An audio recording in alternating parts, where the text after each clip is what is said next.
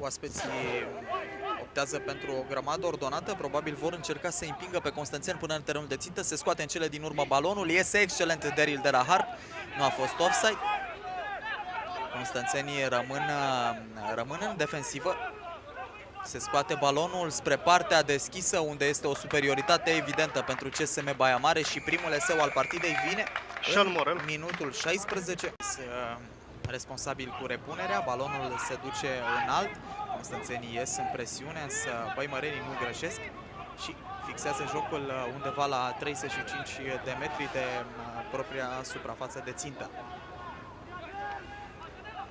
Același Morel, un jucător foarte puternic, este placat însă în cele din urmă, se scoate pentru partea stângă de atac, Ceabagal, o fază cursivă a băimărenilor, un balon de urmărire, Eugene Iantis ratează intercepția și va fi al doilea eseu pentru CSM Știința Baia Mare. Mai favorabilă. Wiringi execută bine și putem să spunem pentru Mircea Paraschiv, 2 accidentații în această partidă, să sperăm că nu e vorba de accidentări grave.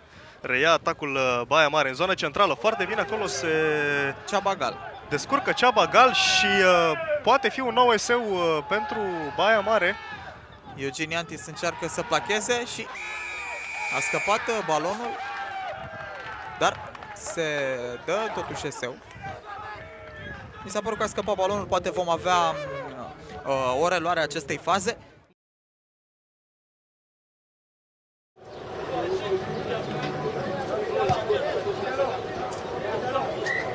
Fără probleme pentru Conache, este 3-0 pentru RC Universitatea de Vest.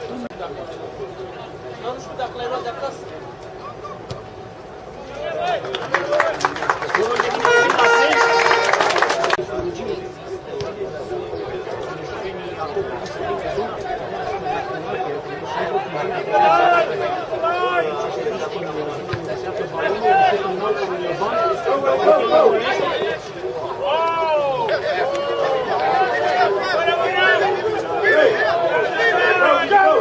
Pe partea închisă,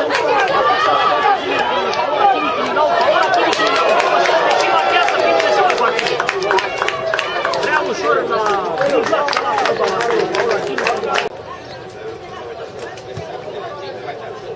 Conache n-a fost departe de a arata. Mai multe încrucișări, schimbări de direcție, efecte care au o posibilitate advers să facă în defensivă, să intuiască la timp mișcările. De fixare, ce se mișcă.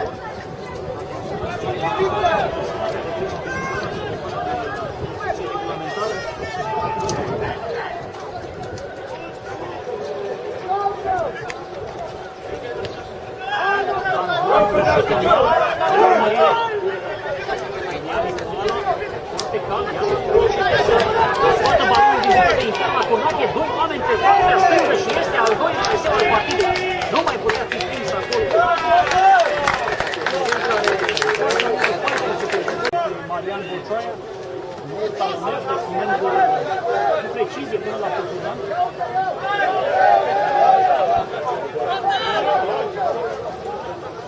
Gio a oferit molul, a oferit rămada.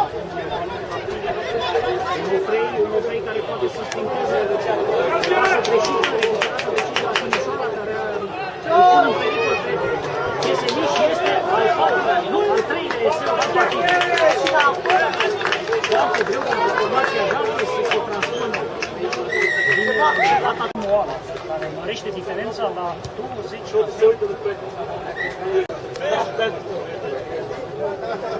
De fața marginii făcut acest balon, organizarea rapidă a Mulului. Pachetul de înaintare n-a marcat deocamdată niciun punct în această partidă. Să vedem, poate acum, da, este o încercare colectivă. O încercare colectivă înscrie un număr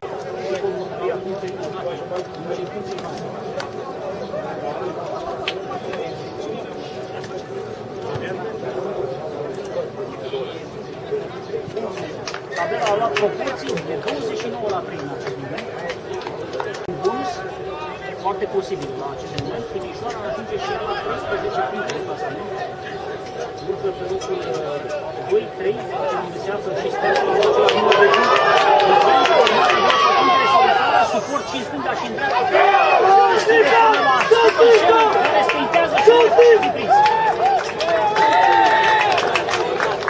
Deseu, marcat de...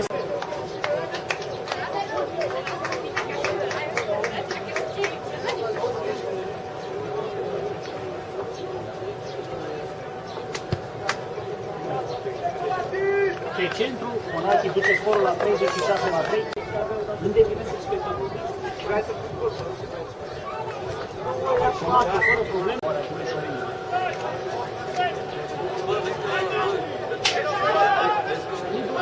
Spus de acolo, ca închizător, la procesări succesive, Ivan a dus în poziție de a pătrunde prin intervalare.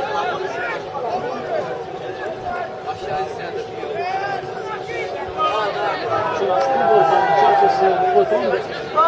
Sfârșitul este alături de el, Onofrei, acum este Cubăl, a fost bombat.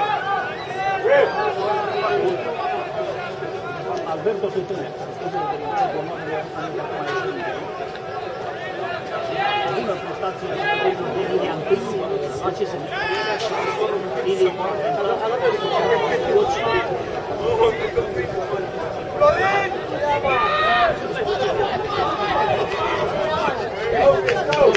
revine Timișoara, pasă greșită și Max sprintează, prins până la urmă. Marco prins de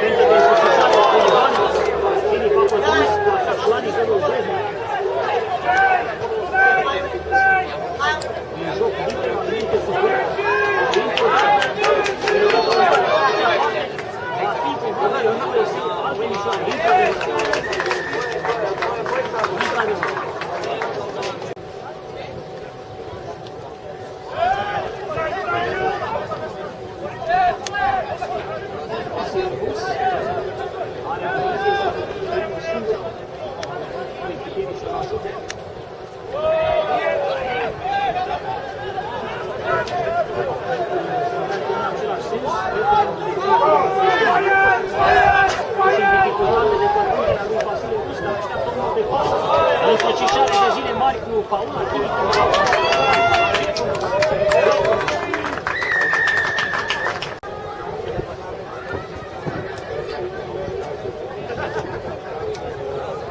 Deci, din poziție ușoară, are mai puțină importanță acesta moment. Dezimbolți din nou, Bănățe desfășoară foarte frumos, încă o dată au posibilitatea unui supranumeric pe stângă.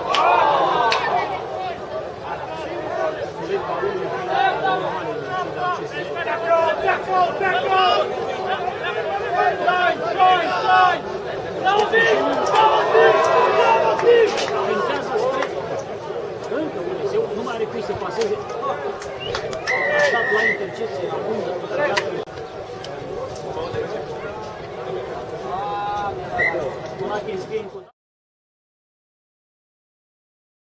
În joc deschis în câmp, a fost foarte activ, atunci a intrat pentru a suplini greșelile pe post de talonier. Iată-l pe Căplescu deschizând foarte bine și este primul eseu al partidei. Foarte frumoasă faza, Mihai Merca este cel care înscrie la centru.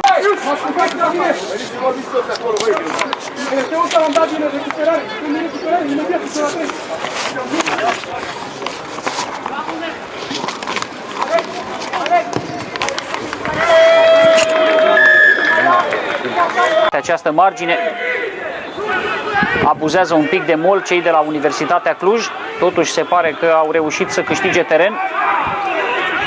Vor să ajungă cu tot cu pachetul de înaintare în terenul advers de țintă și înscrie Răzvan Ailenei.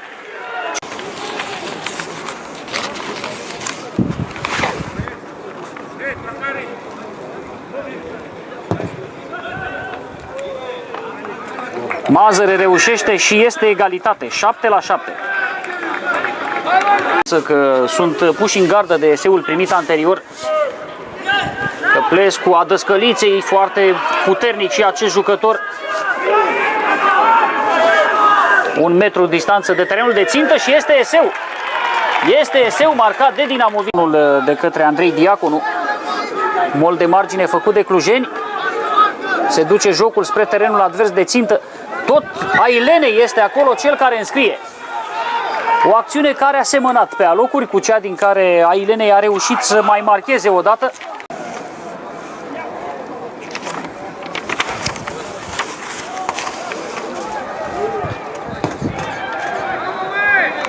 Foarte tehnic lovește Mazăre balonul.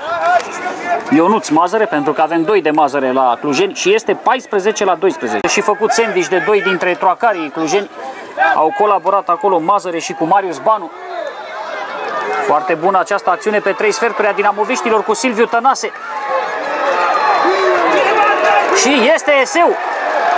Eseu marcat de Dinamoviști. A luat balonul și a atacat pe lângă aglomerare. Vine Andrei Cristea în viteză, ratează însă placajul. Nu, a fost Bădălicescu, nu Andrei Cristea. Și eseu marcat de formația clujeană.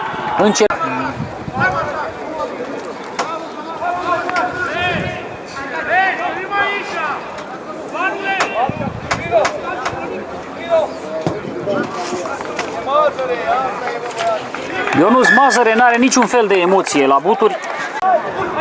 Încă o dată mol. Și timpul este oprit, să vedem care este decizia. Este eseu. Eseu pentru dinamoviști.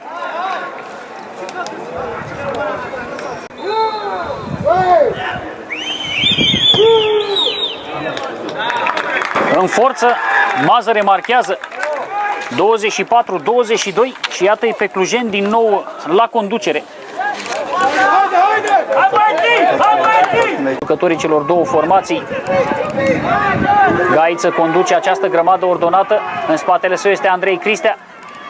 Balonul a fost însă scăpat de sub control și este eseu de penalizare. Eseu de penalizare pentru Dinamo. Probabil Vladior.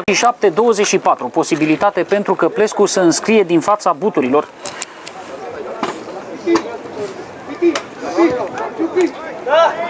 Da, și Căplescu nu ratează. Importante aceste puncte. 29-24 cu 7 minute înainte de... Ce acțiune frumoasă a Dăscăliței și confirmă valoarea. Și iată-i pe dinamoviști reușind să marcheze încă un eseu. Într-adevăr, Andrei Bucurescu, o piruetă, a reușit să stopeze.